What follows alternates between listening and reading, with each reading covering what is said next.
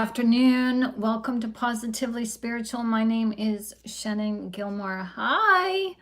Hi, everyone. Hi. How are you all today?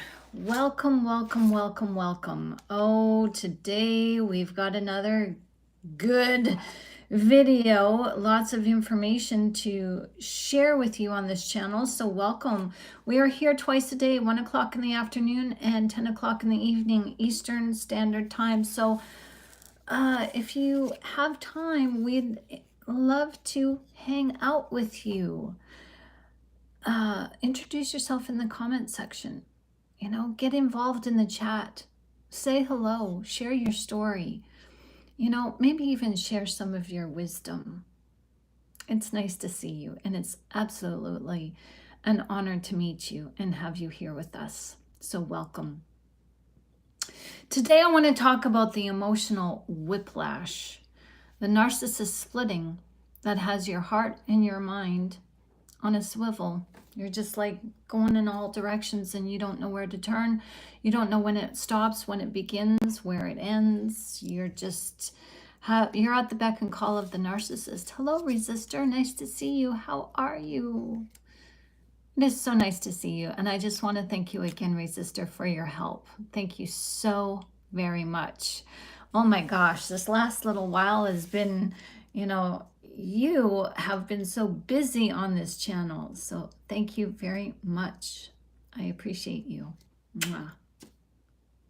So welcome, everyone. How are you doing? So we're just going to wait for the chat or the channel to pick up. Just wait for everybody to come on in. Come on in, everybody. Happy weekend. Happy Saturday. Woo! You guys got plans for this weekend? Yeah, it's been a pleasure. It is a pleasure to have you here and to have your help. My goodness. Yeah, it's so nice. Like, I couldn't do this without you. Like the bots there and the trolls. Oh my gosh. My mind just doesn't go there, and I've missed a lot of stuff and I haven't seen it, thank goodness, and I'm sorry you guys have to see it. But I'm just noticing that our mind just doesn't go where the trolls go. Their mind is just somewhere off, somewhere else, in a different reality. Wow.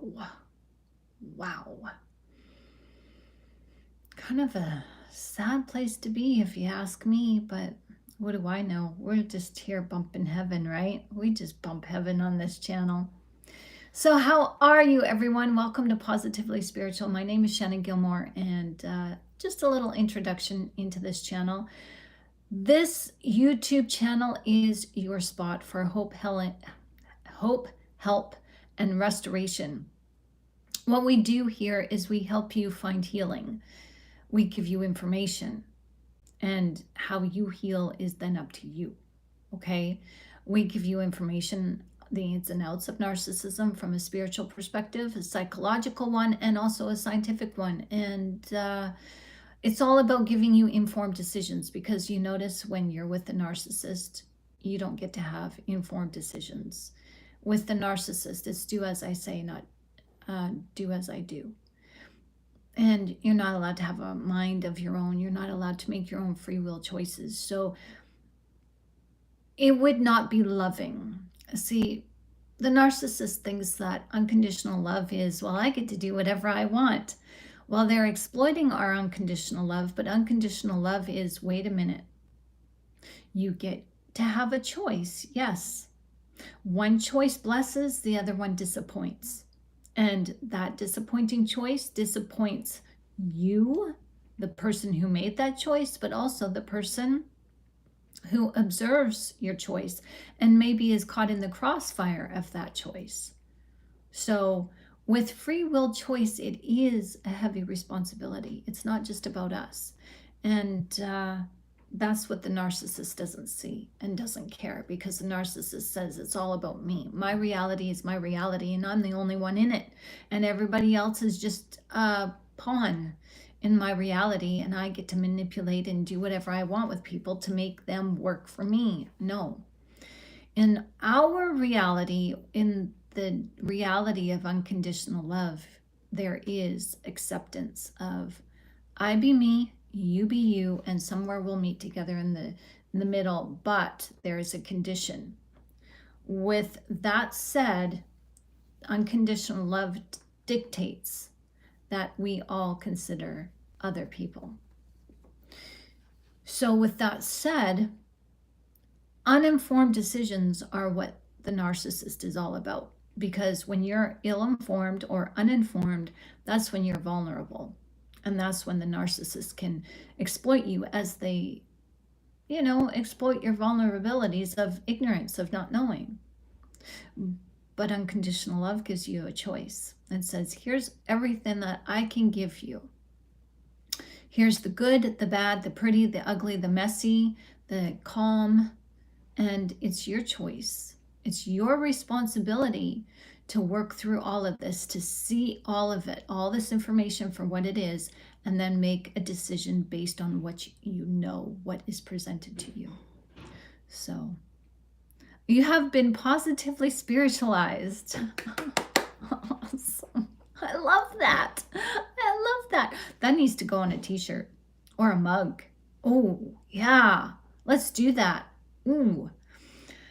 Hi, everyone. So that's what positively spiritual is all about, giving you the ins and outs to help you make positive spiritual choices for you so you can live in spiritual positivity, because that's who God is, spiritually positive.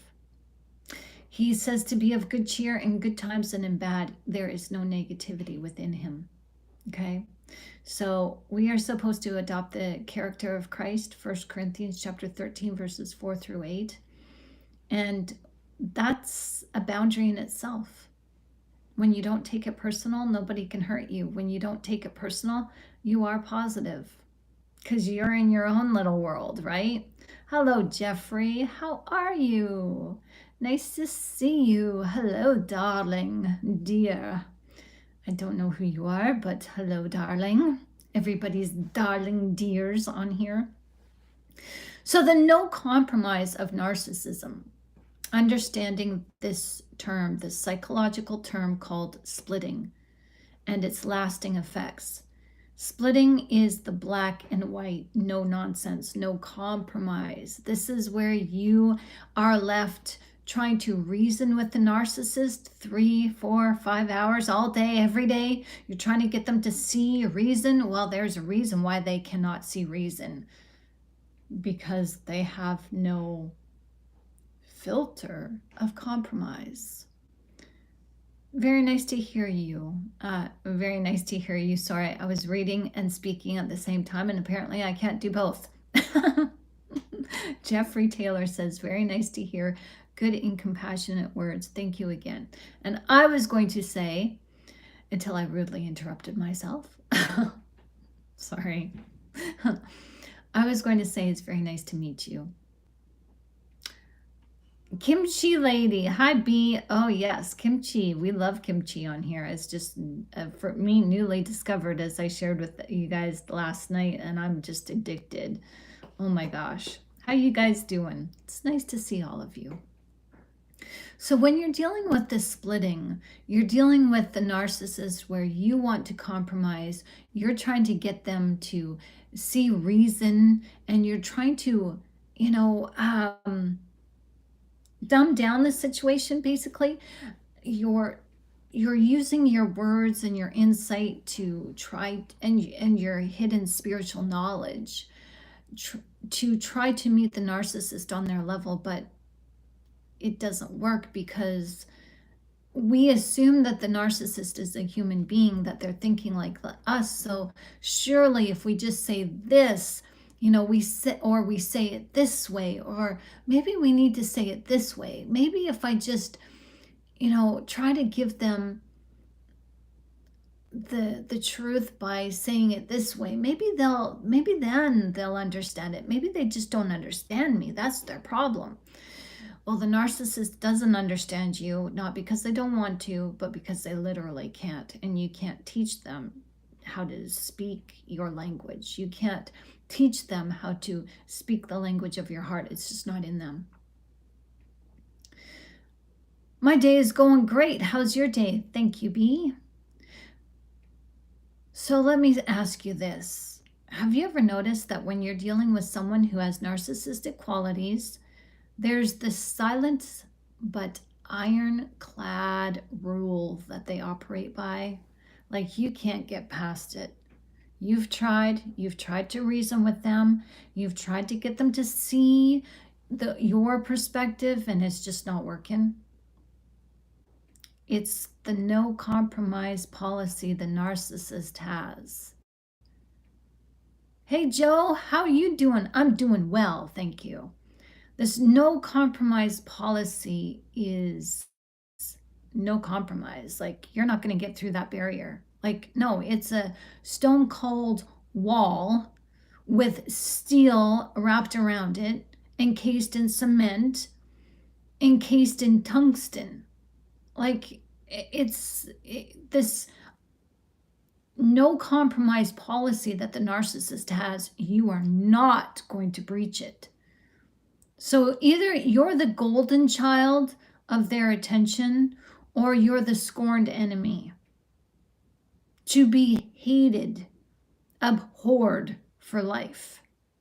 There's no middle ground. There's no, oh, can I make it up to you, Mr. or Mrs. Narcissist? Can I help you out with that? I didn't mean to hurt you. Can I make amends? There's none of that. There's no gray area. You're either black or white. Like, there's no middle ground. You are either adorned or you're discarded. You're praised or you're punished. You're loved or you're loathed. And this isn't just difficult, it's psychological warfare. Jeffrey says, yes, I've had bosses that would screw open people when they worked so hard in long hours, and I fought for them and couldn't make the boss understand. They owed them money and to do the right thing. Yeah. You're proud that I've tried to do the right thing, though. Absolutely.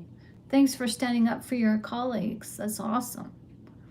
So this black and white lens through which narcissists view the world and everyone in it, including you, has a name in psychology. It's called splitting. And we've talked about this before, but it needs to be said again because it does get overlooked.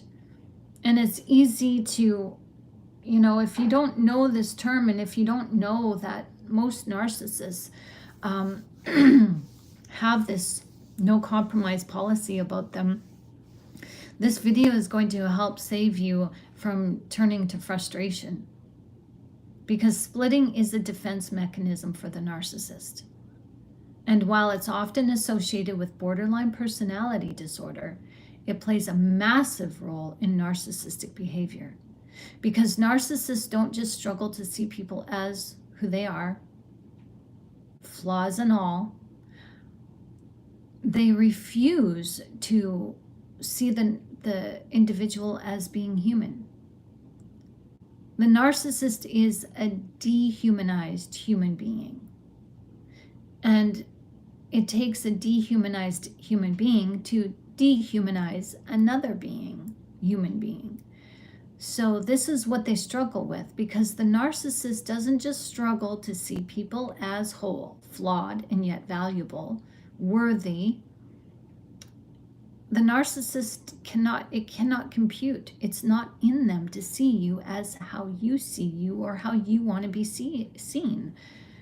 They are emotionally incapable of accepting that someone can both love them and hurt them. And hurt them without meaning to. It's just the way we are. We hurt people without intention. And that's the beauty of being a human being, is we get to, make amends. Because where amends are made, that's where bonding happens. That's where the bridge, the bridges are built, where when amends are made, you get to know people. You get to build relationships. You get to come together. But with the narcissist, no, that's making amends ensures closeness, ensures togetherness. And instead, the narcissist says, no, I don't want any part of that, because they can't understand. They separate people into all good or all bad. That's it. And when you're on the bad side, you're basically going to stay there until they forget that you were bad. And how they forget is this squirrel mentality. And it's like a dog chasing a bone. You know, the narcissist chases supply like a dog chases a bone. And that's how they forget that you're all bad. Because it's when they discard their other next supply, they come running back to you. It's like they forgot. It's like their grace period. You're all idolized again. You're on their good team. You're a team player in their mind. Until you have those boundaries and until you say no, they're like, oh, frankly, I'm appalled. I'm just so they're embarrassed, but they're offended that you said no. And they'll be like, oh, I guess I never even knew you. I never really knew you. How dare you say no to me? Like, they take offense. Hey, Joe, what was the narcissist's name called before a narcissist? A human being.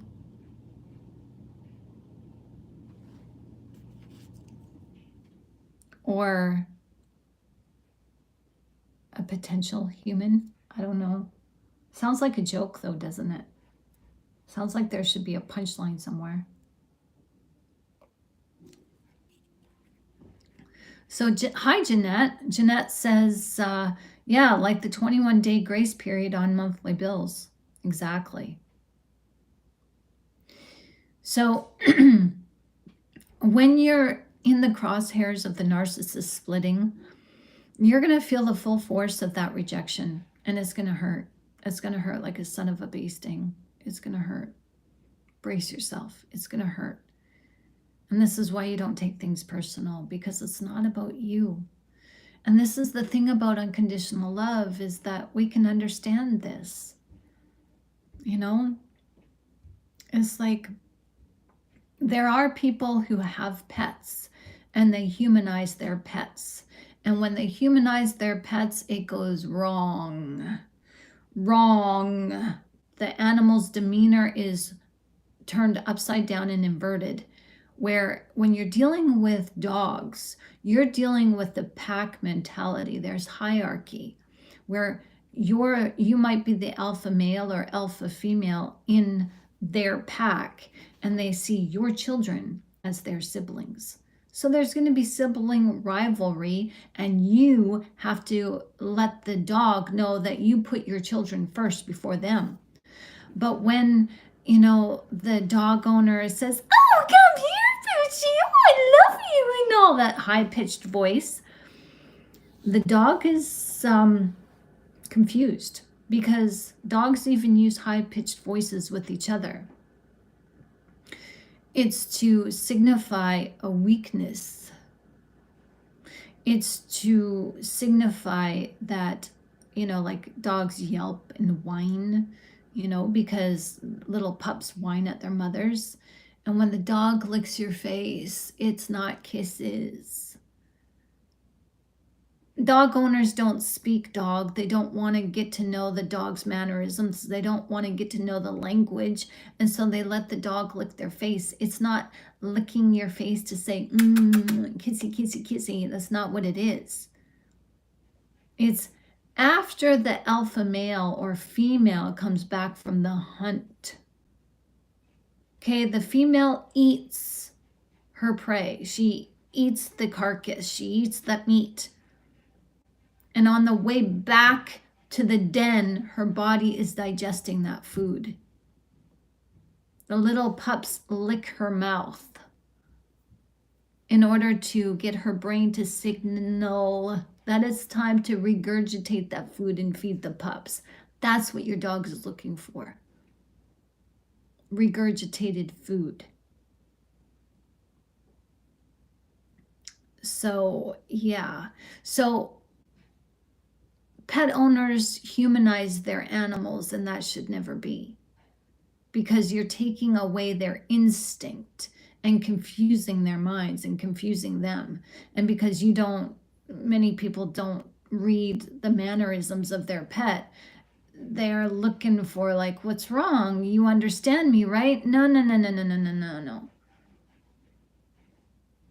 Think of it as you being in the company of somebody who cannot speak, and they speak with their hands, sign language, but you don't read sign language. You're expecting the person to understand you, regardless if you speak the sign language or not. So we are narcissistic to our pets.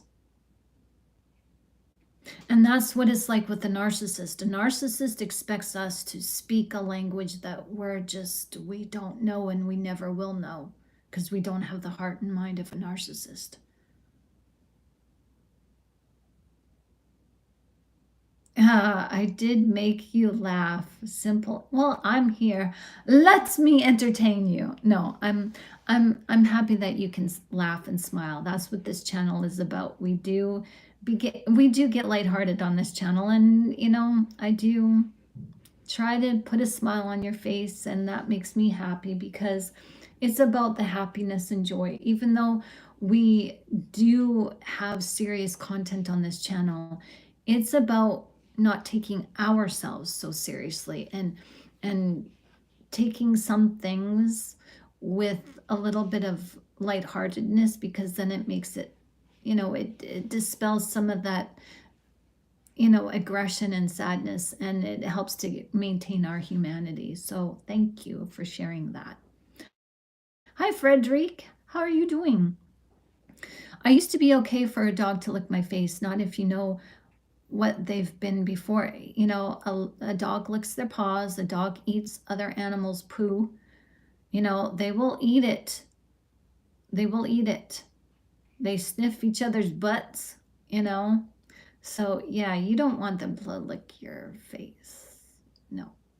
Yeah, the more you know, you know. And it's like, have you ever smelt a dog's breath? Yeah, it's just vile. It's disgusting.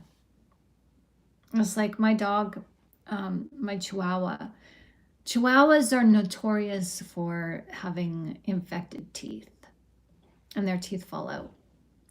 And he didn't just have bad breath. It was when you could smell his gut. That breath went right into his gut, and when he breathed on you, you could smell it, like when he would sneeze like that right in your face. It's like you're getting his scent right from his gut, and it's like, ooh, that's your insides. Oh, is like, I need to feed you a breath mint, like get that mint inside of you. Like, oh my gosh, like some dogs just, they have a smell. And just like how people have a smell, that's why we have cologne and perfume. We have, cologne and perfume. It's meant to enhance our pheromones, but naturally we can smell bad people, and we can smell bad dogs.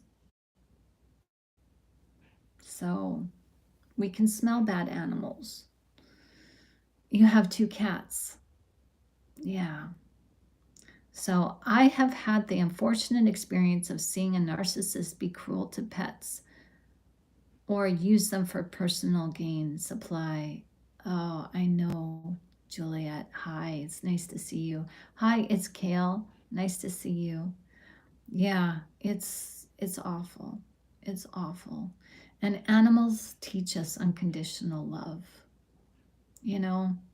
There's a dependency that animals have naturally for us, like they're naturally dependent on us, but we become dependent on them for that unconditional love, and they teach us a little bit about our humanity. Funny how that is, eh? Animals are more human than we are. When you really break it down, their personality, they have a vulnerable where they're dependent on each other, or dependent on us. That's a codependent relationship. And according to 1 Corinthians chapter 13, verses 4-8, that's unconditional love is codependent. So when a psychologist says, oh, your problem is concerning a narcissist, you're too codependent, you're codependent, well, sorry to break it to you, honey bunch. The psychologists who go around promoting this, relationships are meant to be codependent. It's in our human nature to be codependent. Yeah, so just consider that. So the narcissist, they're incapable of accepting anyone who could both love them and hurt them at the same time. They're incapable of understanding that we could support them and disappoint them. We are good to them and still we can be human, because to err is human, to make mistakes is human, to make mistakes is what makes us grow. But does the narcissist learn from their mistakes? Absolutely not. They do not. Oh, got all these little, all these gray hairs just have a mind of their own. But whatever. It's distracting. Boing. Sorry. So instead of seeing the humanity within us, the flaws, the good points, the highlights, the not so good points, the narcissist just splits. They separate people into all good or all bad. And when you're on their bad side, you're going to feel the full force of that rejection. The narcissist will rewrite history, twist your intentions, and punish you with silence, accusations, and even their rage. And you'll be left wondering, what the hell just happened? Like, you're going to be so brokenhearted when you don't see this. You're going to feel like your world has ended. You're going to feel so crushed. And I'm sorry that you feel crushed. I hate to say this, but this comes naturally with the territory of loving and being in a narcissist's life, if you continue to take what they do personal. So let me tell you what happens. Let me tell you how this happens, why this happens. It happens because you've threatened the narcissist's false self. You didn't intend to. That's just how they are. The narcissist is living on the edge. Inside of them is a minefield, and you are walking in that minefield unprotected, because the narcissist doesn't tell you, inside of here is a minefield, so watch where you walk. You got no sniffer dogs. You got nobody to say, okay, here's a clear path. You're walking in that minefield blind. And when you step on that bomb, look out. Look out, because they're going to be like coming at you full force. And you're like, what just happened? You showed a need. You said no. And suddenly the version of you they idolized couldn't be maintained anymore. The fantasy shattered. And now you're the villain. Can you guys just hang on a second? Hang on. Baby shark doo doo doo doo, baby shark doo doo doo doo.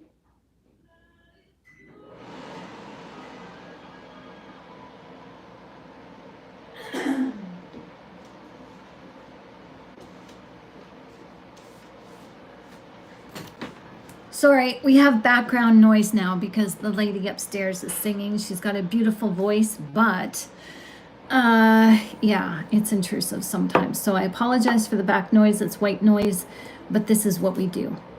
This is what we do to send a message to people, aka narcissists, who are intrusive. You let them know that you're not listening and you don't care. So I apologize, everyone. So in the beginning of this narcissistic relationship, they saw you as being perfect. And they saw you through rose-colored glasses, projecting their own inflated idea onto you, their idealization that they have about you. Oh, they're perfect. They can do no wrong. I mean, nobody is perfect. Yeah. Okay, can't really hear her. Okay, I can, and it was very distracting, extremely distracting. She's got a beautiful voice. I'm not gonna, but it's just distracting. It's intrusive. So we'll deal with that. So enough said about that. Okay, so the narcissist may have showered you with praise, love bombed you, placed you on a pedestal so high, it felt like you finally found someone who saw your worth. But it wasn't real. It's not real. It wasn't you that they loved. It was a reflection of themselves that they created in you, from you. Yeah, she does have a nice voice. Beautiful voice. And she knows that because I've told her so many times, like, it just stops you in your tracks. You're just like, ah! So, and she's trying to, I can hear her. She's trying to be louder. So I have 3 settings on this fan, and if I turn it up, I won't be able to hear myself in this room. So that's normally what I do, is I just turn it up full blast and I can't hear her at all.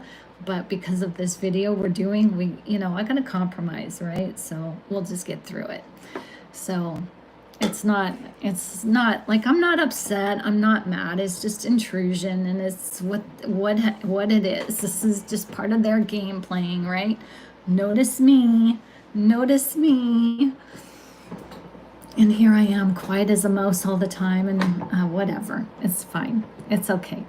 So I want to tell you that with narcissism and this pedestal, they put you on this pedestal and they make you feel like you're walking on cloud 9. It's not you that they loved. It's a reflection of themselves, of who they want to see through you. You make them forget who they are. And when you reveal that you've got flaws, you're revealing to them, and I don't think we actually have talked about this anywhere, but this is what is coming to me right now, and this makes sense, so I've got to say this, that when you reveal your flaws to the narcissist and they're living their lives through you, you're exposing them to themselves. Like, all of a sudden they're like, oh, they're seeing how you have flaws. They take that personal. They're taking that personal, and they're saying, you're throwing it back in my face that I have flaws, you jerk. So they treat you like a jerk. They treat you like you've wounded them. And you're just, no, this is just who I am. No, you're actually trying to reveal to me, you're trying to get back at me. You're revealing to me that I've got flaws. That this might possibly be what they think. It makes sense. So know this, that what they did, they put you on this pedestal. They made you feel like you were walking on cloud 9. This wasn't real. It was a reflection of themselves they created in you, through you. And the moment you deviated from that reflection, you became disposable, because they need a perfect partner who will reflect their own perfection. Because when they see perfection in you, they then assume that they are perfect, and then they don't have to reflect their imperfections, because reflecting on their imperfections makes it known to them that they are obscure, that they are unworthy. See, God requires us to become the state of being of love. The narcissist is a state of being of fear, and they try to get rid of that state of being of fear by collecting other people's personas that they can hide behind. And if you are steady in this perfection, in this idealized perfection that they have of you, if you're steady in that, then you and the narcissist don't have a problem. But they take your imperfections personal because they don't see you as human. And to err is human.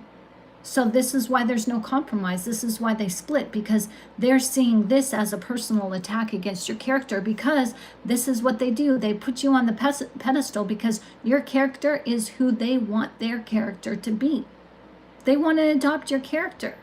They hide behind your character. Just like in Genesis, here we go. Genesis, when when Adam and Eve sinned, where is it?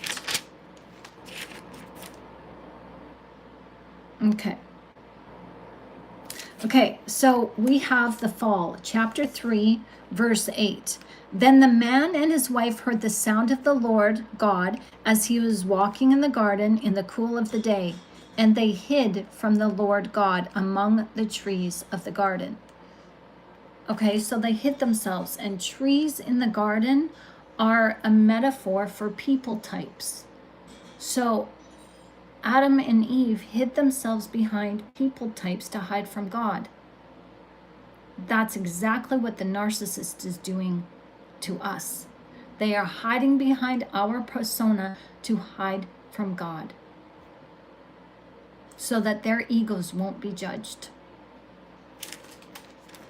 They hide behind our persona to convince themselves that they are just like us, that they are good, that they're perfect, and God loves them too. So this is the cruel part of splitting. It doesn't just distort their view of you, it starts to distort your view of yourself.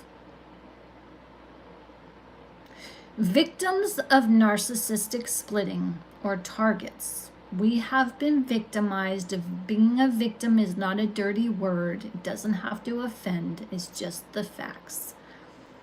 Hey, Truth, how are you doing? Hiding yourself is the exact opposite. Narcissist fell in love with this, with his own reflection.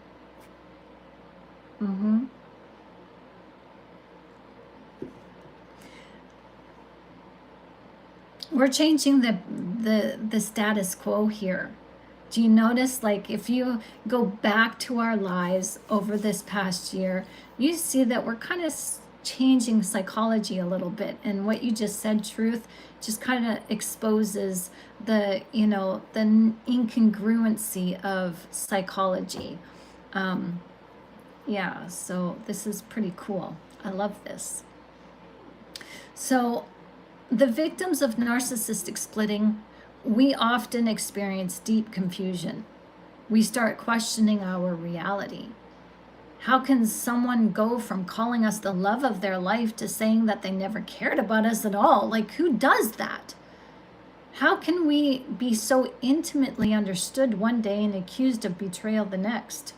This emotional whiplash leaves deep psychological scars, and you start to internalize their narrative, wondering if maybe you really are too much, not enough, too emotional, too distant. Like, this has got to be your problem, because obviously the narcissist is, or your person that you're with is feeling something negative from you, so it's you, right? And this is a slow erosion of your self-worth. It's actually a Roman myth? Well, cool. Kale, thanks for sharing that. I'm going to look into that. So let's get this straight. You did not deserve to be split in two. And no matter what you have done, nobody deserves this kind of treatment. You're not someone's projection board. You're not made to be all good or bad. You're human, and embrace your humanity. And if you've been caught in a narcissist's emotional extremes, then you've likely lived with the fear of being dropped at any moment. That in itself is abuse. To live in fear that you better be on your best behavior or else the narcissist is going to leave you, that's conditional love. And that is what causes us to fear any other love, like unconditional love. We learn not to trust God's love because we've been conditioned to fear conditional love. And I've been on that receiving end of that, and so have you. And it feels absolutely terrifying and horrible. And this is what causes you to think that you're unworthy. This is what causes you to feel abandonment, because love does not abandon, love does not reject. And this is what we're fearing. We're fearing the conditional love. So instead of fearing love, the blanket term love, let's define this right now, that we are fearing conditional love. We don't want to ever feel conditional love again, so we fear it. And what you fear, you bring to you. So conditional love is what we fear, and conditional love is what comes back to us in the form of a narcissist.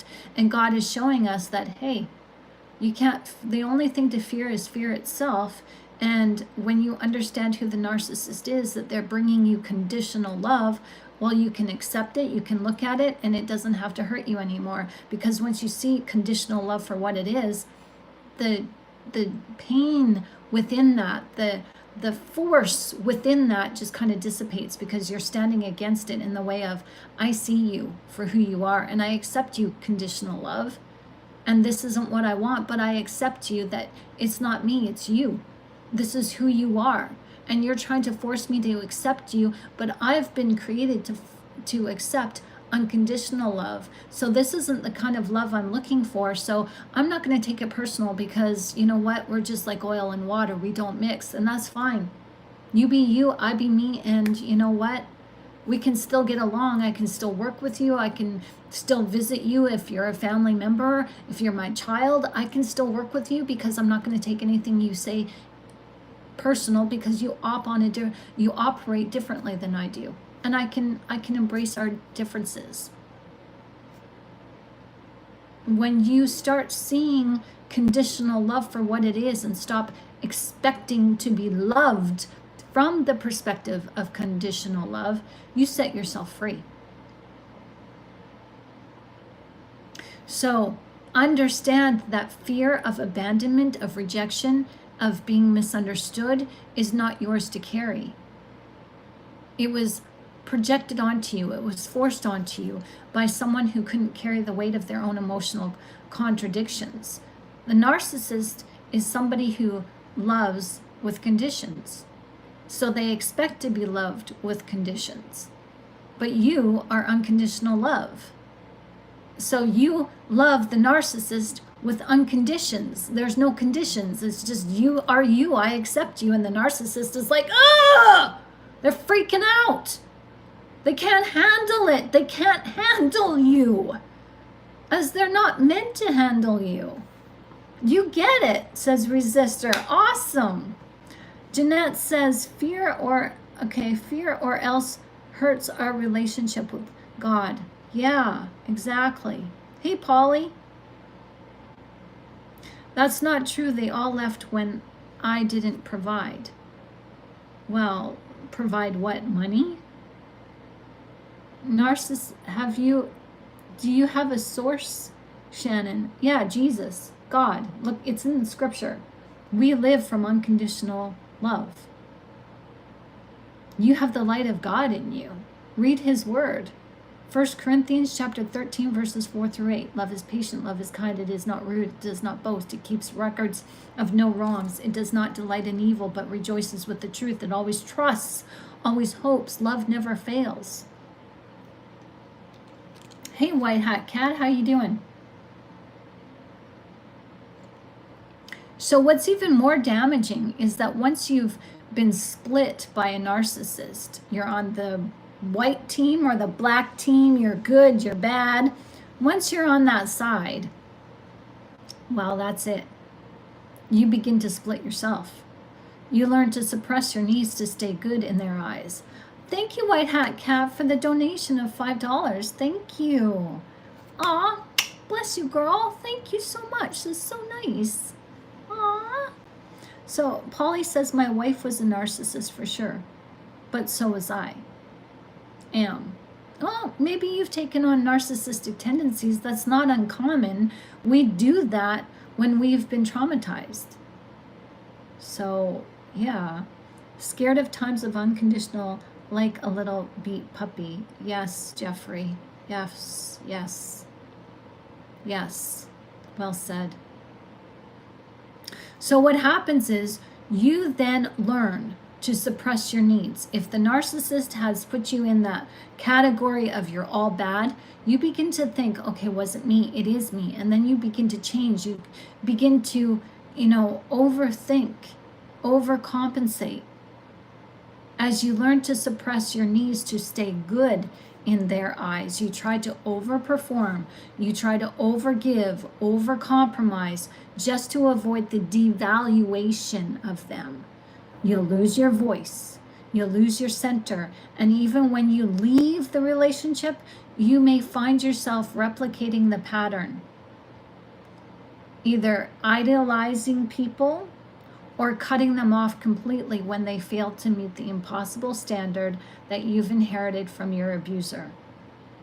This is how deep the damage goes. And this is why healing is important. And this is why self-isolating in the way of staying away from relationships for 3 to 6 months so that you can focus on you, this is helpful. This is ideal.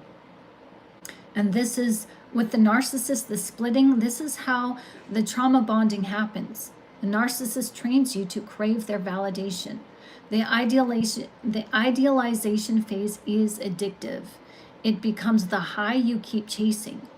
But they never give you enough of it to feel secure. They keep you hungry. They keep you guessing. They keep you in this cycle that creates an emotional prison for you. And what makes it so twisted is that even when you're being devalued, there's a part of you that says, oh, I still have a chance with them. You still hold on. You hope against hope that the version of them who once adored you will come back. But they won't.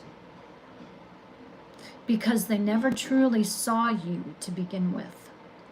Love's back to you.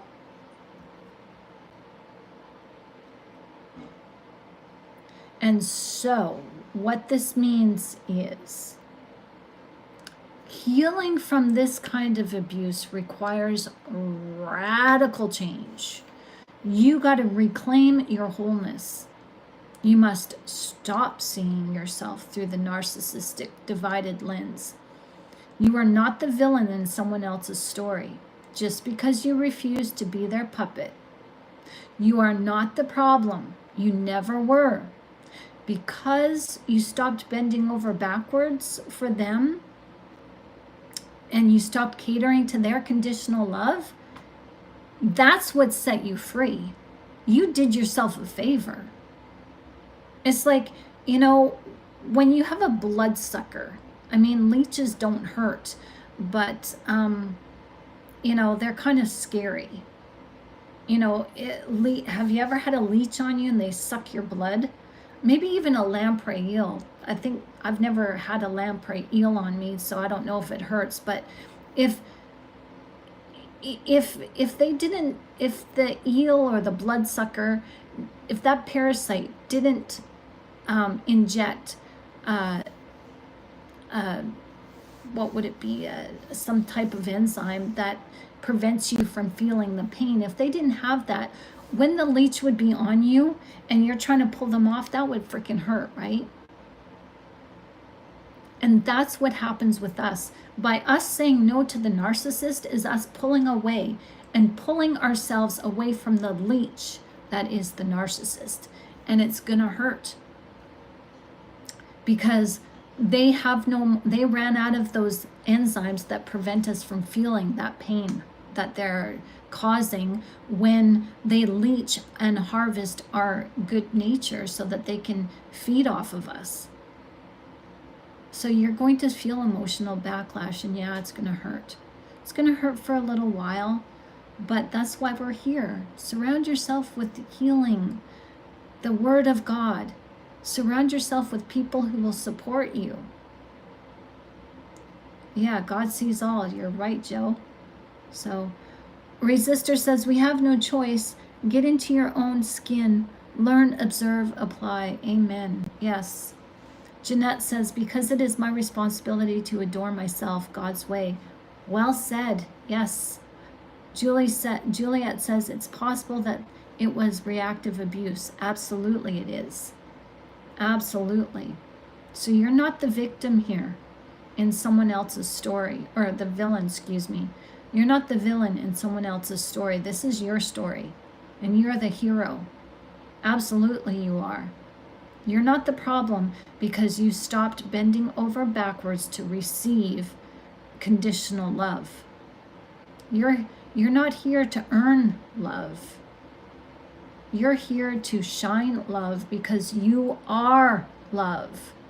So you're going to need to reconnect with the parts of yourself that you disowned in order to stay in the narcissist's good graces. The part of you that spoke up, the part that felt too much, the part that said no, the part that knew something was off. You're going to have to reconnect to him or her. And these parts of you are not your weakness. They will lead you back to yourself because that's who you are. Healing from splitting takes time. It takes truth. It takes therapy, faith, community, and sometimes divine intervention. Always divine intervention. You will need to challenge the narratives you internalized. You will need to learn to live in the gray with compromise, to hold space for contradiction, imperfection, for nuance. That's where real love lies. Not in the extremes, not in fear, not in performing for acceptance. Real love doesn't split you. So if you've been split, villainized, punished, and discarded, hear this. You are not who they say you were. You are whole. You are worthy. You are resilient. And you can choose now, today, to stop living in someone else's fractured reality. You can step out of their prison of extremes and into the peace of self-acceptance. And if you accept yourself, you can accept them. But accepting them doesn't mean that you stay in a loveless relationship. You reel back your feelings and keep them, keep the narcissist at arm's length. You don't internalize their pain. Because we have to live in this world with narcissists. Sometimes these are our kids, our spouses, and our parents, co-workers, professors, doctors, lawyers. We have to deal with these people. We can't run away from them. We step into our unconditional love, as this is where courage resides. The narcissist may never compromise, as they won't. But you don't need to compromise your worth for anyone, especially them, ever again. So, oh, you saw Ellie yesterday on a live feed. She's okay. Good. Yeah, I was thinking of Ellie too.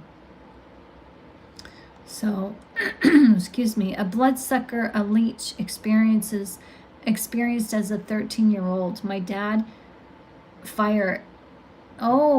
burned it off. My mom added salt on the wound. Ooh. Yeah, I had one between my toes when I was about that age too. Freaked me out. Ugh. Yeah, they're gross. So we have no choice. Get into your own skin, learn, observe, apply. Absolutely, resistor. So, yeah. So there we go. The narcissistic splitting. It's not nice, it's not fun to endure, but now that you know what it is, now that you know, it's like you're darned if you do, darned if you don't, and don't take this personal. Don't take it personal.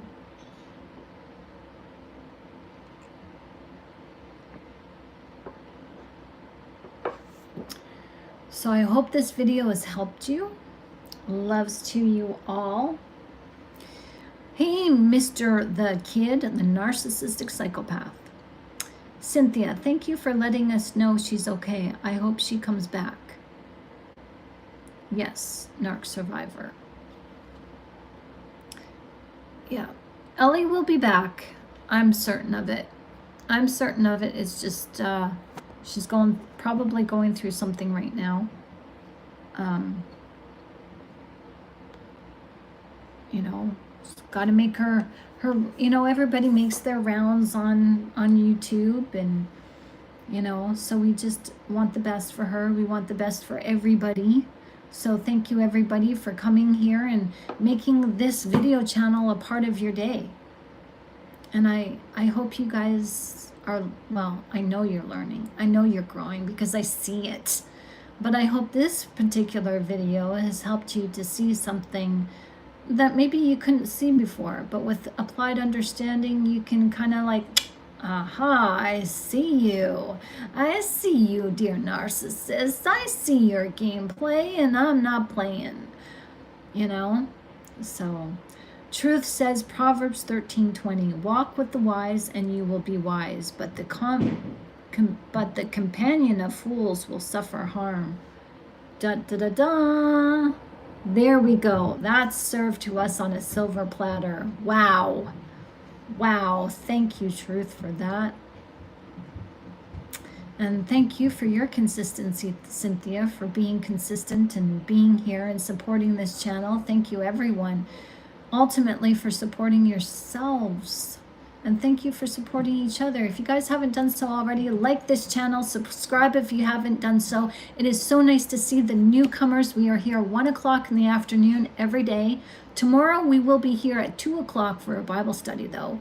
And tonight we are here at 10 o'clock Eastern Standard Time, and we will cap off our evening commentary with reading 2 chapters from the Bible. So I look forward to seeing you then. Until then, I am going to go and get something to eat, and they're cooking upstairs and it smells good. Oh my gosh, it smells delicious. So now I'm hungry. So enjoy your afternoon. I look forward to seeing you, and thank you for the donations. Thank you for your support.